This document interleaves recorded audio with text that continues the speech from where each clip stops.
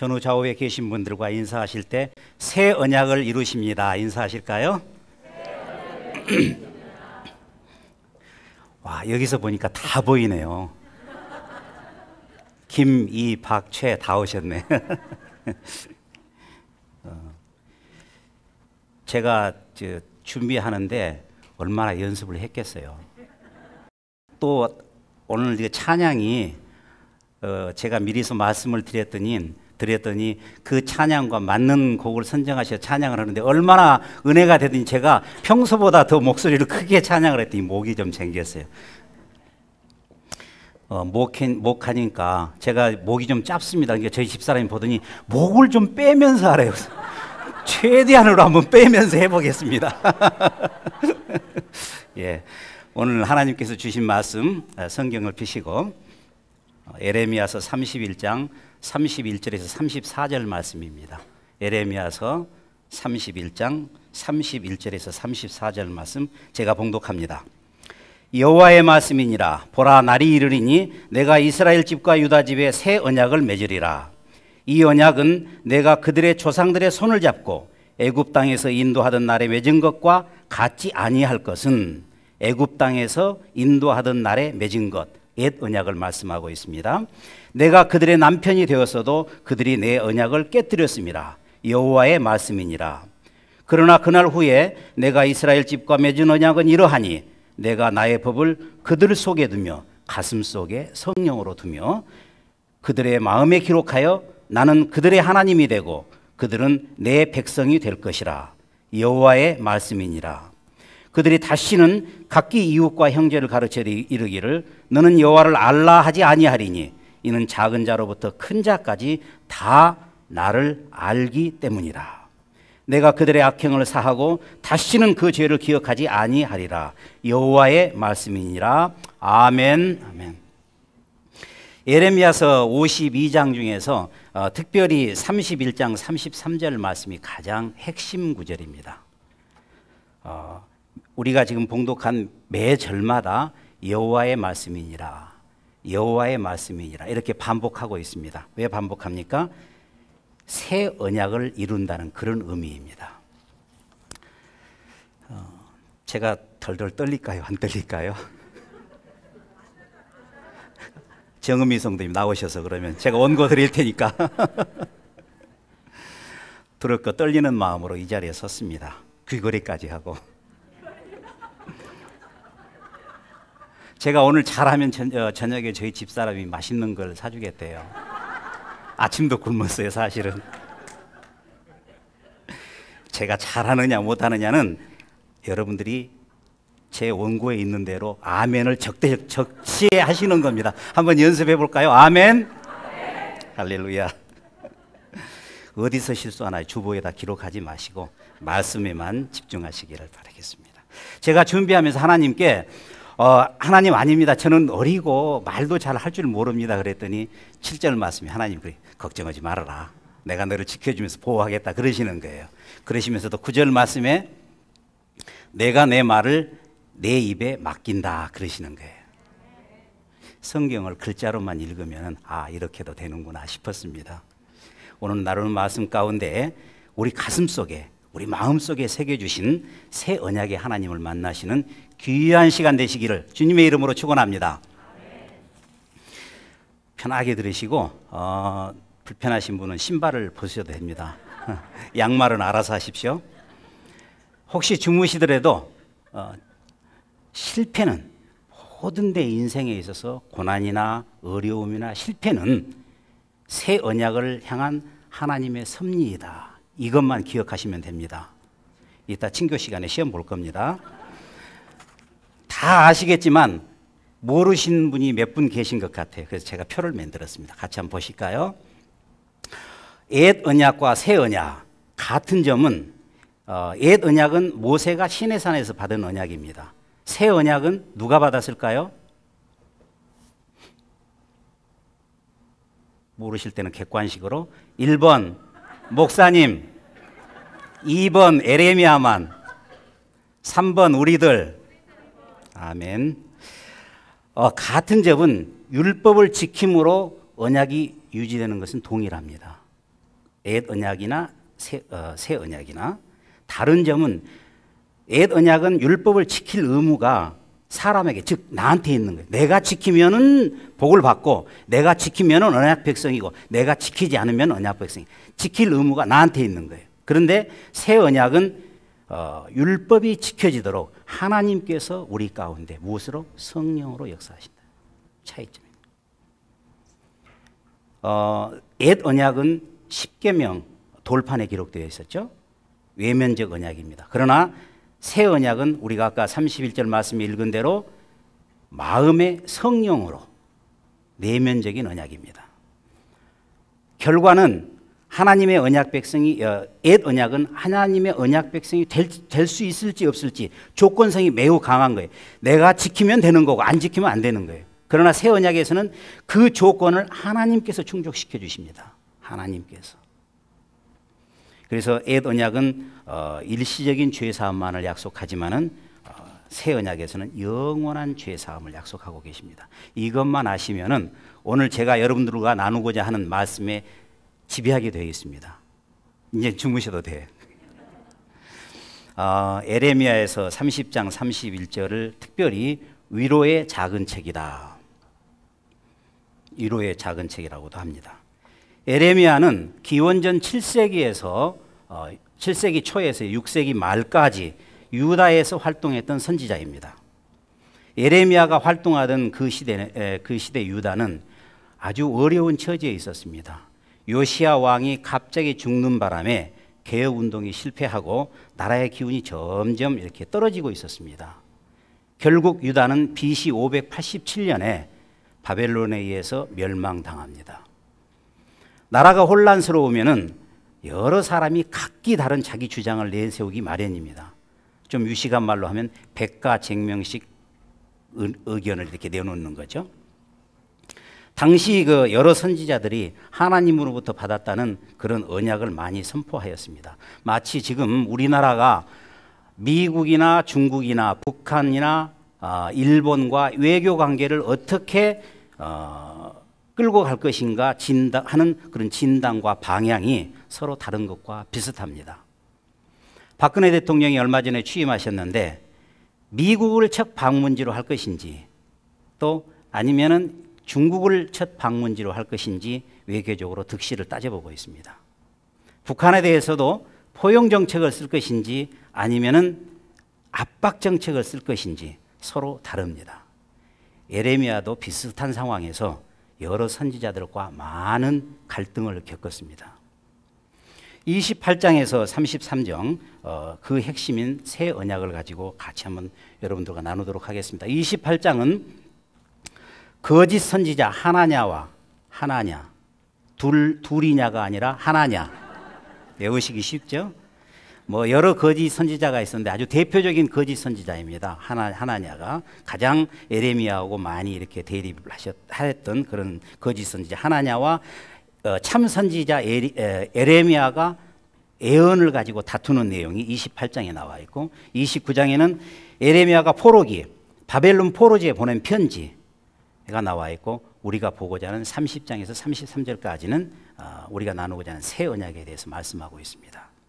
특별히 32장에서는 하나님께서 에레미야에게 땅을 사라 이렇게 지시하십니다.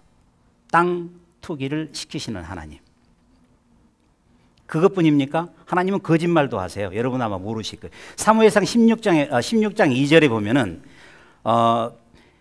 사무엘이 다윗에게 기름 부으러 갈 때 다윗에게 기름 부으러 왔다 하면 남북 간에 갈등이 첨예해지기 때문에 하나님께서 기름 부으러 왔다 하지 말고 제사 지내러 왔다 이렇게 하고 거짓말을 시키십니다. 땅 투기 시키시는 하나님, 거짓말 시키시는 하나님.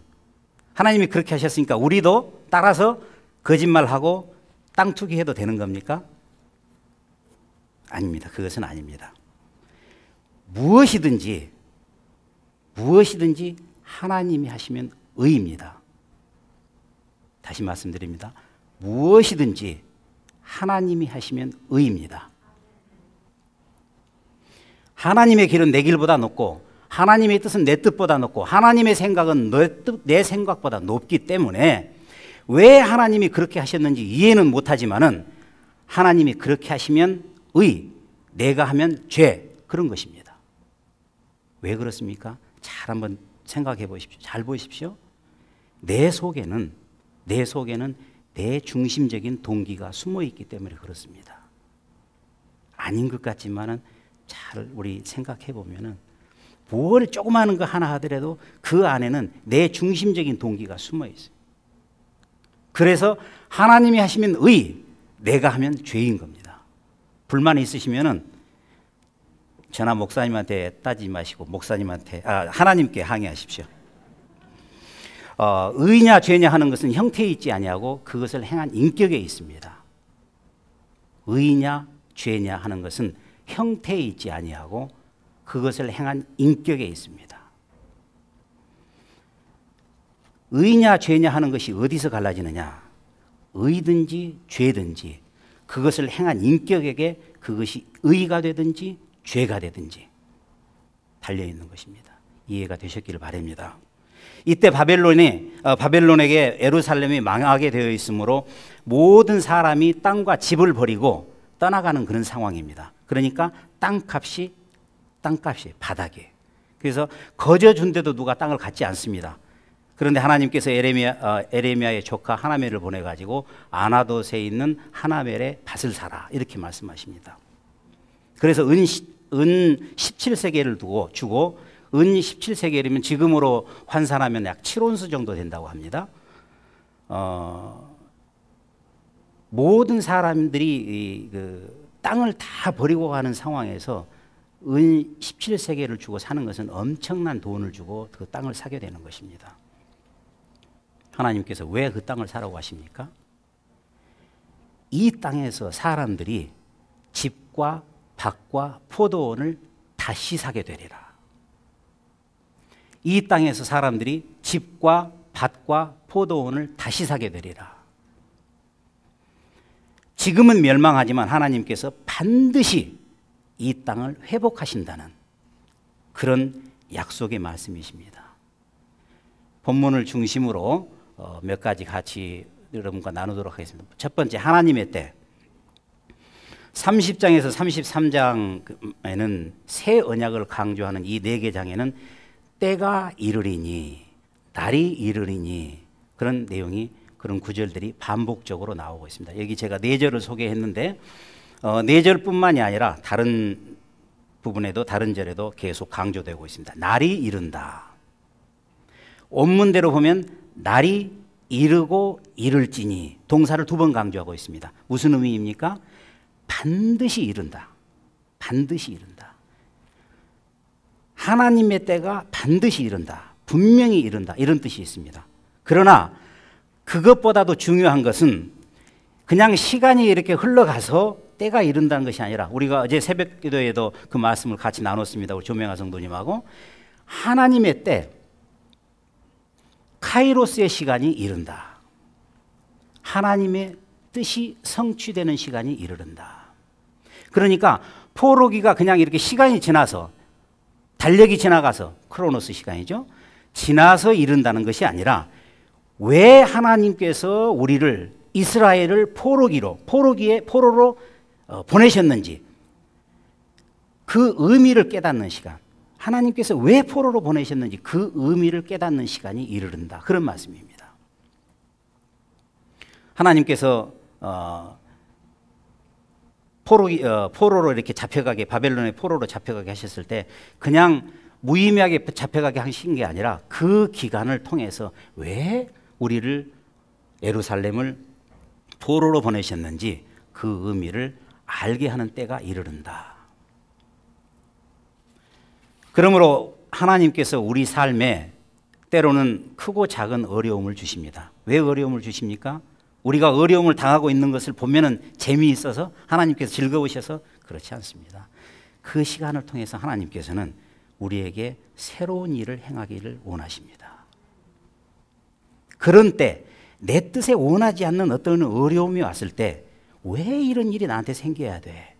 그러면서 그 어려움을 맨날 피해 다니는 사람, 그 어려움을 피하려고 노력하는 사람, 그 어려움을 피하려고 기도하는 사람, 그 사람은 계속 그 시간 안에 머물러 있는 것입니다.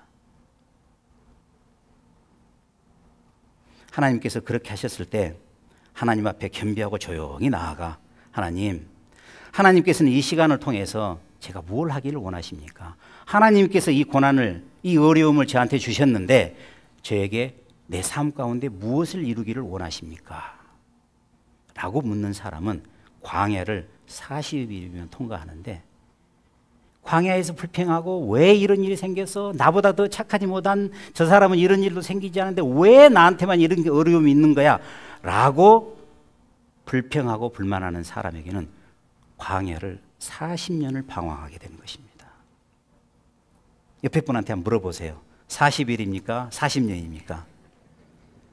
그래서 34절 총 결론으로 여호와를 알라 하지 아니하리니, 왜냐하면은 작은 자로부터 큰 자까지 다 나를 알기 때문이라.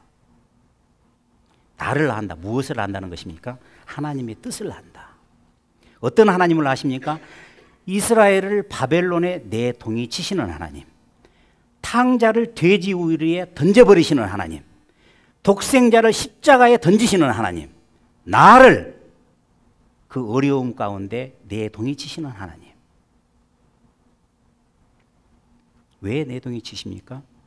내게 있는 것 중에서, 내 안에 있는 것 중에서 파괴될 것, 부서질 것, 깨어질 것들이 먼저 깨어지지 아니하고는 내가 새로워지지 않기 때문에. 우리 지금 건축을 이제 GC 컨트롤이 끝나고 아마 머지않아 쿵쾅거리는 소리가 들릴 겁니다. 허물기, 이제 디몰레이션이 시작될 텐데, 여기 계신 분들 대부분 다 가보셨습니다. 가서 보면은 쓸만한 물건은 별로 없어요. 다 버리고 부시고, 페인트 칠하고 기둥도 세우고 창문도 새로 달고, 다 그렇게 해야 우리가 들어가서 예배도 드릴 수 있고 우리 사랑하는 우리 자녀들이 거기서 마음껏 꿈을 펼쳐나갈 수 있는 그런 장소가 됩니다. 내 안에 있는 것, 파괴될 것, 부서질 것, 깨어질 것이 먼저 깨어지지 아니하고는, 먼저 부서지지 아니하고는, 먼저 파괴되지 아니하고는 새로워질 수가 없는 겁니다.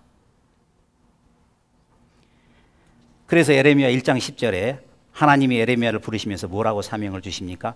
그것을 뽑고 파괴하고 파멸하고 넘어뜨리고 난 후에야 비로소 세우고 건설하고 심게 하리라.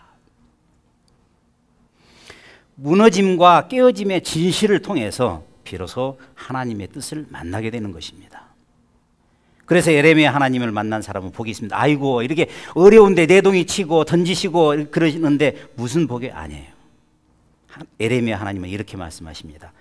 우리의 모든 실패는, 우리가 삶 가운데에 어려움을 당하고 고난을 당하고 실패하는 것은 새 출발을 향한, 새 언약을 향한 하나님의 섭리이다. 사랑하는 자기 백성을 진정으로 복되게 하기 위해서 연단의 풀무에 내던지시는 하나님. 태초에 하나님이 천지를 창조하시느니라. 하나님이 모든 것을 창조하셨기 때문에 나도 그 섭리 가운데 있기 때문에 과감하게 그 큰 스케일에 나를 맡길 수 있는, 하나님이 나를 창조하셨으면 하나님이 나를 한번 멋대로 한번 사용하여 보십시오 하고 나를 하나님의 그 큰 품에 나를 던질 수 있는 이런 하나님의 사람이 예레미야의 하나님입니다. 히브리서 12장 8절은 그래서 징계는 다 받는 것이오늘 너에게 없으면 사생자요 친아들이 아니니라. 하나님은 이 고난의 연단이 없다면 너희는 참 자식이 아니다, 이렇게 말씀하십니다. 제가 한국에서 섬겼던 교회가 강남부에 있습니다. 상당히 대형 교회입니다. 그때만 하더라도 민방위 훈련이 있었는데 요즘은 민방위 훈련이 있는지 없는지 제가 잘 모르겠어요. 민방위 훈련하기 위해서는 많은 사람을 수용해야 하기 때문에 큰 이런 오디토리움 같은 게 필요합니다. 저희 교회가 제법 대형 교회에 속하기 때문에 강남구청에서 저희 교회 요청이 왔어요. 우리 좀 교회 강당을 좀 쓰게 해달라. 뭐 흔쾌히 허락을 했죠. 뭐 그 사회에 당연히 해야 될 일이니까. 그런데 저희 목사님이 좋다, 강당을 써도 좋지만은 제가 목사님이 잠깐 동안 말씀을 전할 수 있도록 좀 시간을 좀 할애해 달라. 그러나 아주 다양한 계층의 사람들이 오시기 때문에 민감한 부분은 제가 얘기를 안 하겠다 하고 이제 약조를 하고 쓰게 되어 있는 거예요. 목사님이 말씀을 전하십니다. 훈련 때. 그 중에 한 분이 사업에 실패하고 이제는 빈털터리가 되고 주머니에 아무것도 없고 이제 내가 선택해야 할 것은 오직 한 가지밖에, 이 세상을 떠나는 방법밖에 없구나 라고 그런 절망 가운데에 그 훈련에 참여하게 됐었습니다. 그런데 목사님의 말씀을 듣고 그분이 저희 교회 장로님이 되셨어요. 그분은 여러분 우리가 매일같이 보는 기독교 방송 CTS 전 세계 네트워크를 가지고 있고 기독교 방송을 하고 있죠. CTS의 회장님이십니다. 인생의 모든 실패는 새 출발, 새로운 언약을 향한 하나님의 섭리라는 것을 모르는 사람은 결코 실패를 감당해낼 수가 없습니다. 실패 자체가 수치요, 실패 자체가 절망인 것입니다. 아픔을 겪을 때마다 그 뛰어넘을 수 있는 초월의 가능성이 높아지는 것을 이 예레미야 하나님을 만나지 못한 사람들은 결코 알 수가 없는 것입니다. 그래서 이 하나님을 아는 사람은 어려울수록, 실패할수록, 힘들수록 점점 더 아름다워지기 시작합니다. 마치 아브라함 링컨처럼. 이 세상에서 가장 많이 실패했다고 알고 있는 우리 아브라함 링컨. 그러나 대통령이 되고 나서는 가장 아름다운 통치를 펼쳤던 그분이 읽었던 것은 성경이었습니다. 그분은 성경을 하나님께서 우리 인간에게 주신 가장 고귀한 최고의 선물이다, 이렇게 말씀하십니다. 국민학교도 졸업하지 못한 분이 이 하나님, 예레미야 하나님을 아는 사람은 복이 있습니다. 모든 실패 속에 하나님이 함께 하심으로 말미암아 실패를 또 하나의 발판으로 삼아 더 높은 초월을 향해서 나아가시는, 이루어내시는 그러한 하나님의 사람이 되는 것입니다. 이 예레미야 하나님을 만나시기를 주님의 이름으로 축원합니다. 두 번째, 의인이 받는 심판. 의인이 심판받지 않아야 되는데 오히려 의인이 심판을 받습니다. 이 의인이 받는 심판 속에는 의의 분노가 들어 있습니다. 예레미야가 선포하고 있던 이 당시의 상황은 서로 돕지 않으면은 우리가 모두 불행해진다는 이런 의의가 완전히 바닥난, 사회적으로 정신적으로 파탄된 그런 사회가 예레미야 당시의 유다였습니다. 유다가 바벨론에 정복되고 포로로 끌려가는 그런 자리에 귀족들과 지주들은 그런 모든 기득권이 무너져 내리면서 정말 백성들이 살 길이 없었던 그런 대다수의 백성들이 드디어 살 길이 생기는, 숨통이 열리는 그런 정말 안타까운 삶의 역사가 유다 당시의 역사였습니다. 그런데 포로로 잡혀가야 할 자는 잡혀가지 않고 힘있고 돈이 있는 사람은 오히려 어려운 상황에서 덕을 봅니다. 제가 한국에 있을 때 겪었던 IMF 때 많은 사람이 엄청난 어려움을 겪었는데 그 중에서도 IMF 때문에 아주 덕을 많이 본 분들이 계세요. 돈 있고 힘 있고 그런 분들이 되려 어려운 상황에 덕을 보기도 합니다. 그래서 이 사람들이 자기 것을 챙겨가지고 지켰다가 애굽으로 망명 가서, 애굽으로, 상징적입니다. 애굽으로 망명 가서 그들이 죽을 때까지 잘 먹고 잘 살았습니다. 그들이 복 있습니까? 그들이 복됩니까? 그들의 영혼은 이미 죽은 것입니다. 육체의 삶이었습니다. 이 사회가 도저히 변하지 않는다면 차라리 바벨론에 망해서라도, 차라리 바벨론에 망한 것이 오히려 낫다, 그렇게 해서라도 이 사회는 한번 새롭게 되어야 된다, 그렇게 했던 사람들, 포로로 잡혀가지 않고 심판받지 아니할 사람들이 오히려 심판을 자청해서 심판을 받고 하는 그런 이상한 일이 생기는 것입니다. 이 유대 사회는 분노하지 할 수 없는 그런 사회였습니다. 의에 대한 분노가 정말 그런 의에 대한 인식이 눈꼽만큼이라도 있다면 분노하지 않을 수 없는 그런 사회였습니다. 오늘날 교회를 보십시오. 우리가 우리 주위에서 너무 많이 보고 있지 않습니까? 오늘의 교회 속에는 십자가의 사랑은 감춰져 있습니다. 어찌됐든 많이 모이면 됩니다. 건물이 크면 됩니다. 헌금이 많으면 됩니다. 우리의 이상은 전락되어 있습니다. 의의 분노가 있어야 할 자리에 의의 분노 없이 그저 나 하나만 윤리적으로 살고 그저 나 하나만 신앙생활 뭐 바로 하면 되지 라고 하는 그런 악한 생각. 그래서 계시록에는 뭐라고 말씀하십니까? 내가 이같이 미지근하여 뜨겁지도 아니하고 차지도 아니하니 내 입에서 너를 토하해 버리리라.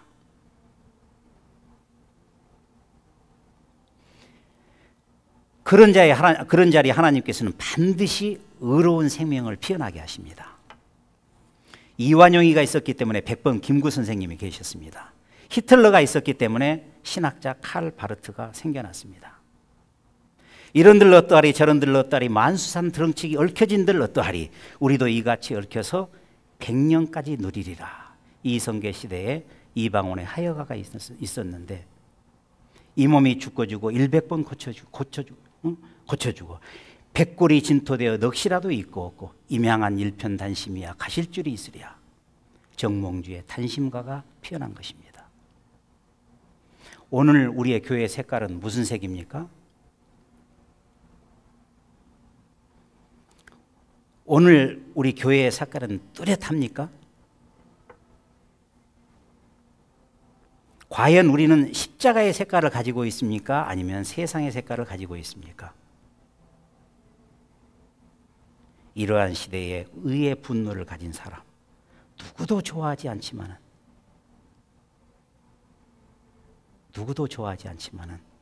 그 자리에서 그렇게밖에 외칠 수 없는 의의 분노를 가진 사람을 이 역사와 이 교회는 필요로 하고 있습니다. 우리는 이 에레미야의 하나님의 음성을 다시 한번 들을 필요가 있는 것입니다. 세 번째, 언약의 하나님, 생명의 코이노니아. 나라가 멸망하고 70년 포로 생활로 인해서 70년 아까 제가 거짓 선지자 하나냐를 말씀드렸는데 거짓 선지자는 2년 포로 생활 2년이면 된다. 그런데 에레미야는 아니다. 2년이 아니다. 70년이다. 유다에 있는 모든 기구들을 바벨론으로 다 가져갔습니다. 근데 하냐나는 거짓 선지자는 하냐나는 2년이면 다시 다 돌아온다. 그런데 에레미야는 2년이 아니다. 70년이다. 그러니까 거기에서 애도 낳고 다 이래라. 이렇게 예언을 합니다. 70년. 상징적인 숫자죠. 그 심판이 아주 철저했음을 알 수 있는 그런 상징적인 숫자가 70년입니다. 에레미야가 예언한 대로 포로 생활을 70년 했었죠. 나라가 멸망하고 70년 포로 생활로 인해서 유다 민족이 받는 고통은 마치 해산하는 여인같이, 제가 이 말씀을 준비하면서 해산하는 여인같이 이렇게 예를 들었더니 저희 집사람이 당신이 애 낳아봤어? 이러는 거예요. 그래서 그러면서 그 군대 가가지고 힘들게 고생했던 얘기를 예화로 드려야지. 애도 낳아보지 않은 사람이 애 낳았다고 그러면은 군대 생활이 훨씬 더 힘들어. 애 낳는 것보다. 몰라서 그렇지. 해보신 분을 아시죠? 100km 행군을 해봐요. 40km 치고. 저 다 했어요. 이래봬도.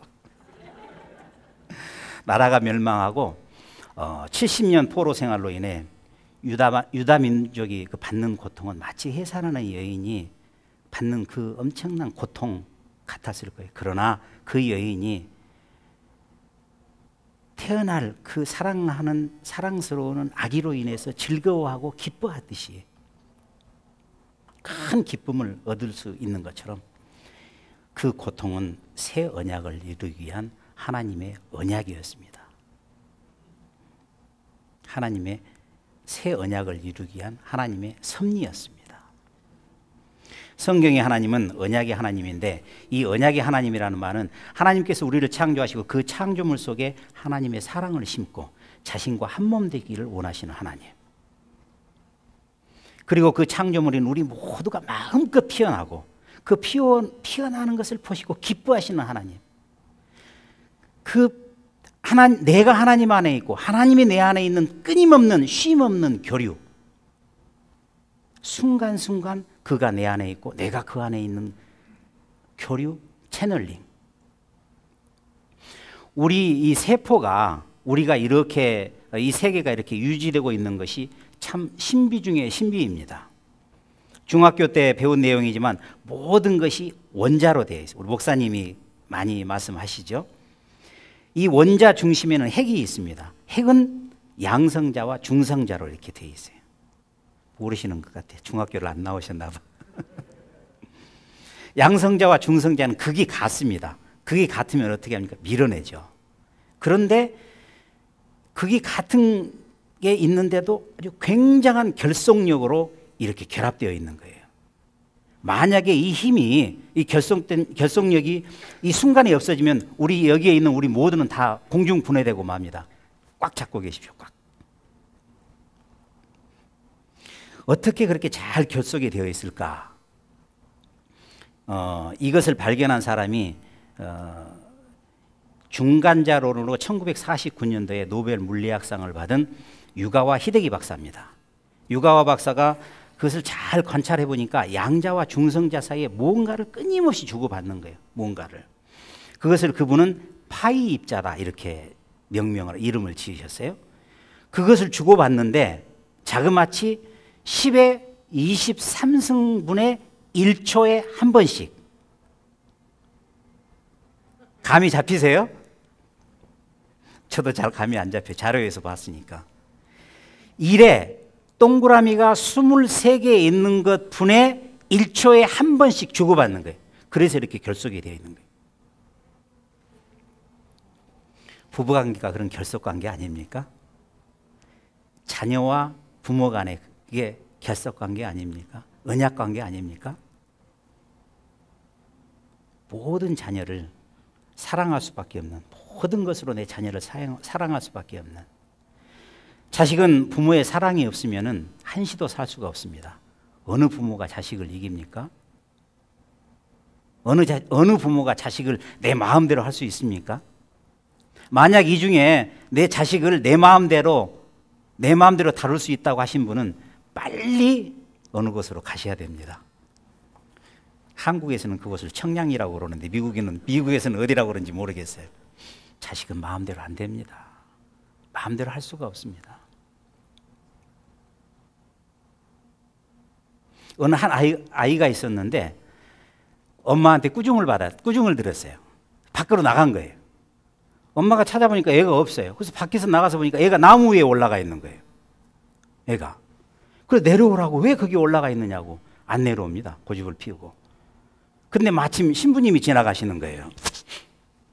그래서 신부님한테, 신부님, 우리 애가 이러이러해서 저기 나무 위에 올라갔는데 좀 설득해서 내려오게 해 주십시오. 그러니까 신부님 보니까 애가 나무 위에 올라가 있는 거예요. 얘야 내려와, 그 위험해, 내려와. 너 거기 있다고 천당 가는 거 아니야, 내려와. 그냥 더 올라가 버린 거예요, 애가. 이래서는 안 되겠다 싶어서 신부님이 내려오라고 설득해도 안 내려오니까 빨리 이렇게 가셨어요. 그러고 나니까 한참 있으니까 애가 나와서 엄마 옆에 있는 거예요. 그래서 엄마가 너 어떻게 내려왔어? 안 내려오면 잘라버린다고 그랬어요.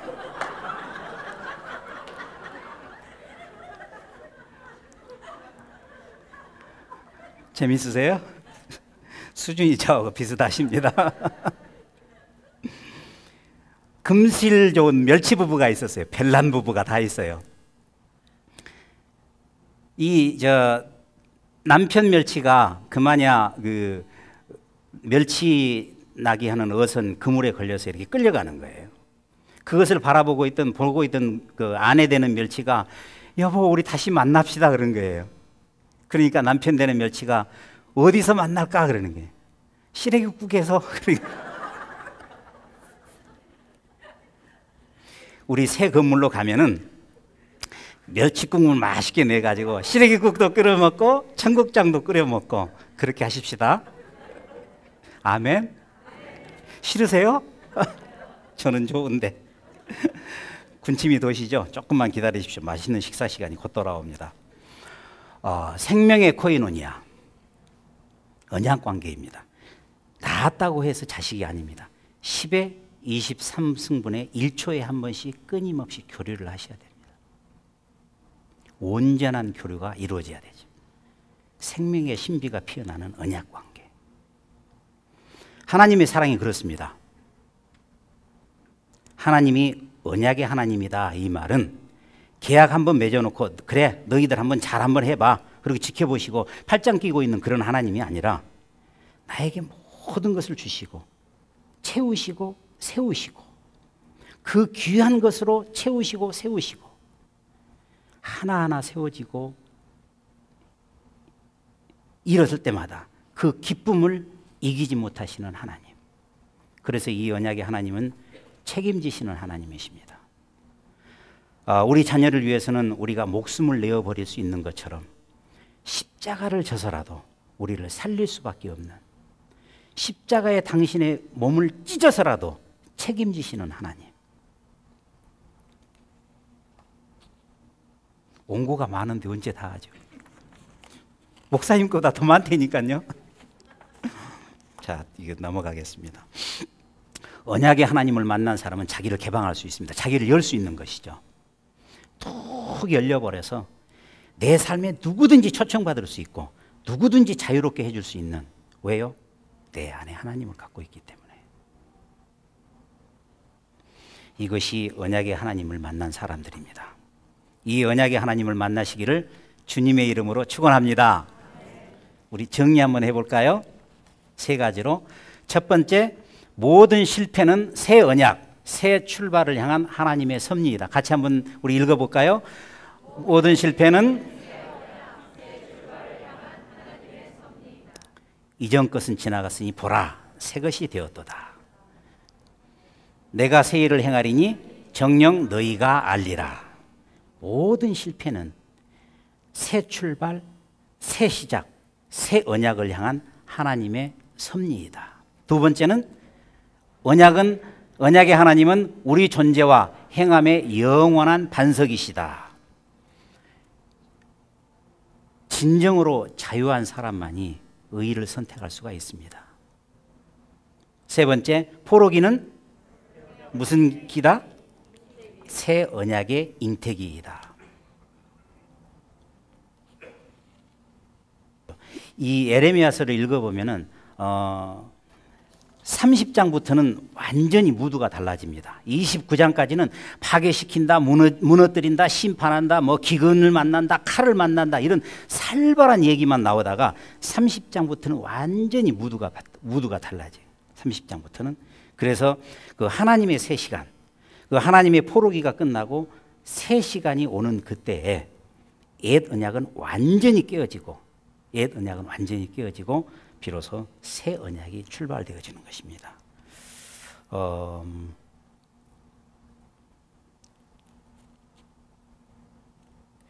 그때 하나님이 말씀하신 거가 중간에 건너뛰니까 조금 문맥이 그렇습니다. 하나님께서 이렇게 말씀해, 돌아오게 하리라, 차지하게 하리라, 이렇게 강력한 동사를 이용해서 아주 그거를 우리 목사님이 쓰시는 말씀대로 강세 사역 동사, 돌아오게 하리라, 차지하게 하리라, 이런 하나님의 강력한 사랑의 의지가 우리 가운데 나타날 때, 우리가 그렇지 않습니까? 회개하라. 이스라엘 언제 돌이킵니까? 그냥 스스로 돌이키면 아닙니다. 하나님께서 돌아오게 하리라, 차지하게 하리라, 이런 강력한 하나님의 사랑의 의지가 우리 가운데 나타날 때 우리가 돌이키게 되는 것입니다. 회개하라 해서 회개할 것 같으면 얼마나 좋겠어요. 우리 인간은 이상해가지고 회개하라 그러면은 니나 해라. 특별히 우리 순장님들 모임 때 회개하라 그런 말씀 함부로 하시면 안 됩니다.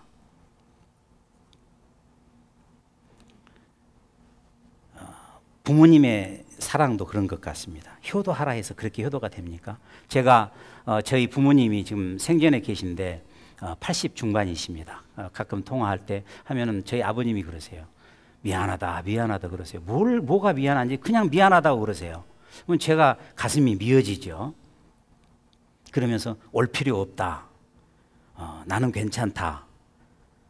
좋은 쌀이라도 팔아다가 맛있는 밥 해 먹어라. 뭐 건강 잘 챙겨라. 내 걱정은 하지 말아라. 근데 제 귀에는 그렇게 안 들립니다. 올 필요 없다 그러면 야, 바쁘지만 한번 왔다 가라. 나는 괜찮다 그러면 내 몸이 요새 많이 아프다. 우리가 국민학교 때, 초등학교 때 청개구리 얘기 알지 않습니까? 우리가 그래야 될 것 같아요. 효자가 되려면 청개구리가 돼야 될 것 같아요. 부모님의 말씀을 잘 새겨드려야 될 것 같아요. 부모님의 사랑. 자식은 제 것만 챙기고 있는데 제 얘기 같아요. 그래도 부모님의 사랑을 만날 때, 그 가슴을 만날 때, 그 깨어진 가슴에서 나오는 것이 효도지, 효도하라고 해서 효도하겠습니까? 부모님에게서 어긋나면 어긋날수록 더 아파하는 그 부모님의 사랑을 보여주시면은, 그러면 그 가슴이 깨어지는 거죠. 하나님께 돌이키는 것도 이 처절한 사랑 때문에, 이때 돌이키는 거예요. 탕자가 아버지를 만날 때 어떻겠어요? 옷을 뭘 입었는지 보이지도 않습니다. 상거가 먼데, 거리가 아주 먼데, 그런데도 아버지는 알아봅니다. 본물이 터지는 그 가슴의 만남, 그 엄청난 자식과 아버지와의 그 화해. 에베소서가 말하는 모든 원수진 것이 폐해지고 모든 막힌 것이 무너져버리는, 이게 신앙입니다. 이게 신앙입니다. 이상가족 그 보셨죠? 그냥 통곡이 터져버리잖아요. 통곡이. 하나님의 새 언약, 하나님과의 이런 본물 터지는 그 가슴의 만남. 그래서 예레미야는 뭐라고 합니까? 이 하나님이 심판의 선언만 하다가 이 포로기를 통해서 나는 이렇게 내 백성과 새 언약을 맺을 것이다. 새 언약 관계를 시작할 것이다. 그 환상을 예레미야가 보고 일어났을 때 내가 깨어보니 내 잠이 달았더라. 내가 깨어보니 내 잠이 달았더라. 유다의 회복과 새 언약의 말씀을 통하여 인생의 어떤 모든 어려움, 시련, 고난도, 그 실패까지도 새 언약을 향한 하나님의 섭리임을 깨달아 아는 저와 여러분 되시기를 주님의 이름으로 축원합니다. 잠깐만요.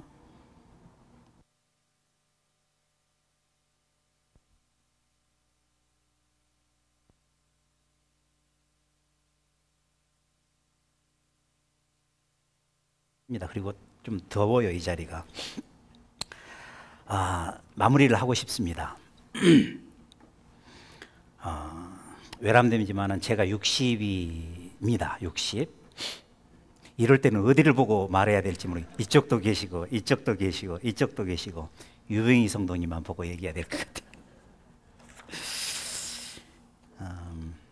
마가의 다락방에 120명이 모여서 그 약속을 믿고 그 약속을 마음에 믿고 하나 되어서 기도하지 않았다면은 아마 우리는 이 자리에 이렇게 아마 있지 못했을 겁니다.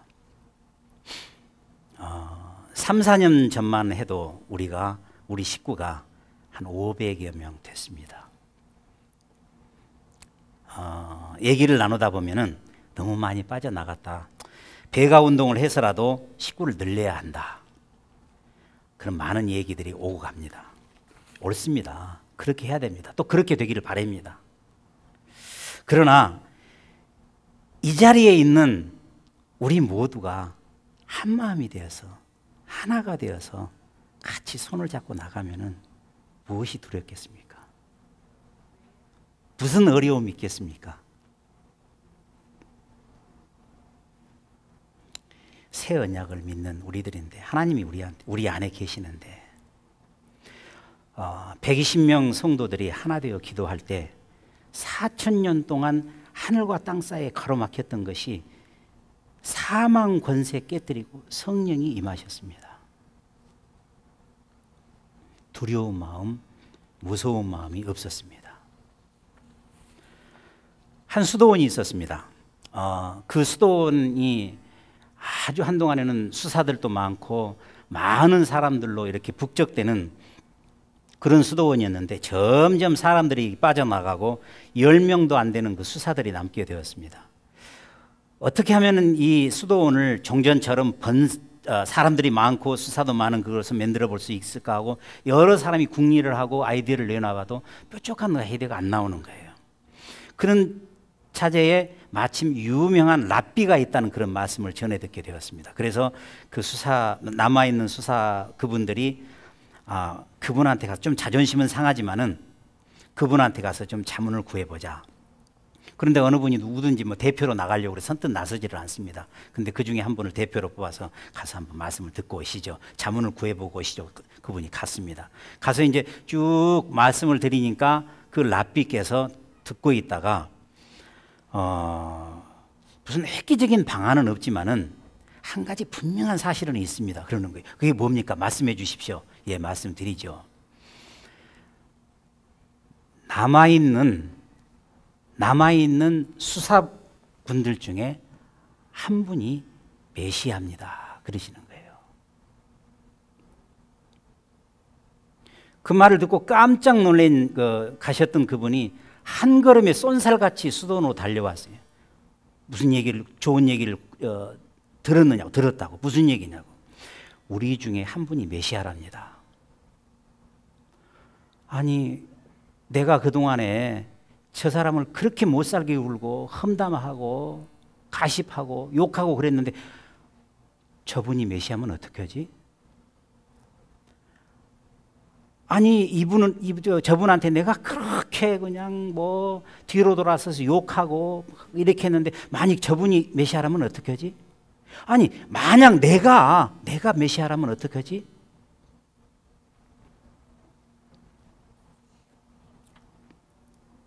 서로 사랑하고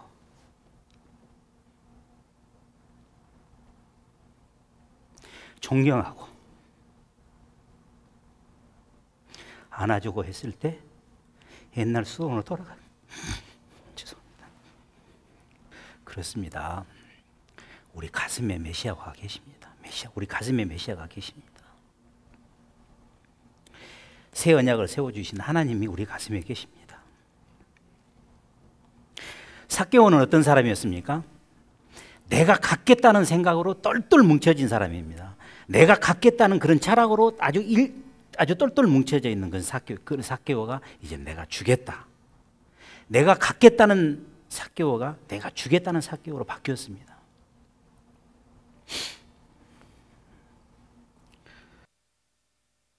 하나님의 나라는 능력으로 이루어지지 않습니다. 작은 사람들, 우리의 작은 사랑들 이런 것들이 모아져서 모여서 하나님의 나라를 이루어가는 겁니다.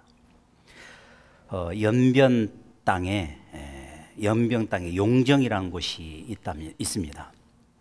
그 용정에 가면은 윤동주 시인의 시비가 있고 생가가 있다고 합니다. 그 생가에 가보면은 윤동주 시인의 외삼촌이었던 규암 김야견 선생의 기념비도 거기에 있는데 그분은 명동교회를 설립을 하고 학교를 지어서 수많은 제자들을 키워낸 그런 민족주의자고 또 교육자였습니다. 그분이 이제 연세 들어서 돌아가실 때쯤 되어서 제자들이 규암 선생님한테 유언을 좀 남겨주시죠. 이렇게 요청을 했습니다.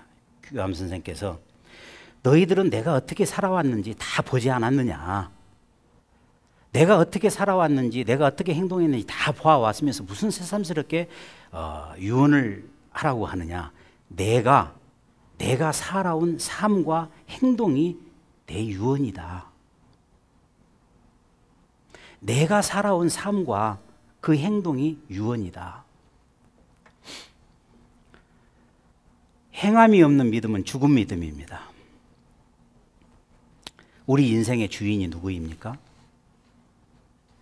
우리나라의 많은 천년 기념물 가운데 진돗개가 있습니다. 제가 이 예화를 드는 것은 며칠 전 박근혜 대통령께서 취임할 때 그 주민들이 박근혜 대통령께 기념으로 진돗개가 아주 참 귀엽더라고요. 하얀 진돗개, 털이 뭉실뭉실한 개를 이렇게 선물로 주는 걸 보고 봤습니다. 그러니까 그 방송을 진행하고 있던 사회자와 그 해설하시는 분이 박근혜 대통령이 개를 참 좋아합니다. 이렇게 하고 넘어가더라고요. 그러니까 박근혜 대통령이 제가 청와대 데리고 와서 잘 키우겠습니다. 이렇게 하면서 받아갖고 가는 그런 모습을 제가 뉴스에서 봤습니다. 그처럼 뛰어난 진돗개가 군견이나 경찰견으로 사용되지 못합니다. 왜 그런지 아십니까? 진돗개는 주인을 바꾸지 못해요. 진돗개는 그렇기 때문에 경찰견이나 군견으로 사용할 수가 없습니다. 군대나 경찰에서 보면 군대에 있다가 이 개를 잘 케어하고 있던 분이 제대하면 또 다른 사람이 와서 해야 되고, 경찰도 여기서 잘 하고 있다가 그분이 어디 다른 데로 전근하면 또 다른 사람이 와서 이 개를 또 케어를 해야 되고 다뤄야 되고 그래야 되니까, 진돗개 입장에서 보면 매번 주인이 바뀌는 거예요. 진돗개 입장에서 보면 진돗개는 옛 주인을 잊지 못해 가지고 새 주인을 따르지 않기 때문에 군견이나 경찰견으로 쓸 수가 없는 거예요. 진돗개에 대한 우리 인간에 대한 그 진돗개의 그 충성심이 이러할진데, 우리 모두는 그 하나님을 향한 자세는 어떠합니까? 하나님을 믿는다고 하면서, 입으로는 하나님을 믿는다고 하면서 밖에 나가서 교회 안과 밖에서 스스로 주인을 바꾸면서 살아가고 있지 않습니까? 거기에서 저와 여러분이 자유하십니까? 우리는 이 시대를 값지게 하기 위해서 여기에 있습니다. 교회를 이루기 위해서 여기 있습니다. 우리 모두 하나 되어서, 우리 모두 손잡고 하나 되어서 무너진 것을 수보하고 앞으로 이 역사를 이끌고 나갈 우리 자녀 세대를 위해서 우리 다 같이 힘을 모아서 손잡고 하나 되어서 나가기를 주님의 이름으로 축원합니다. 우리 모두 하나 되어서 우리 하나님 교회가 그 진원지가 되고 그 진리의 횃불을 높이 들고 나아갈 수 있는 우리 하나님 교회가 되기를 주님의 이름으로 축원합니다. 이를 위해서 우리 한 목소리로 같이 기도하시겠습니다.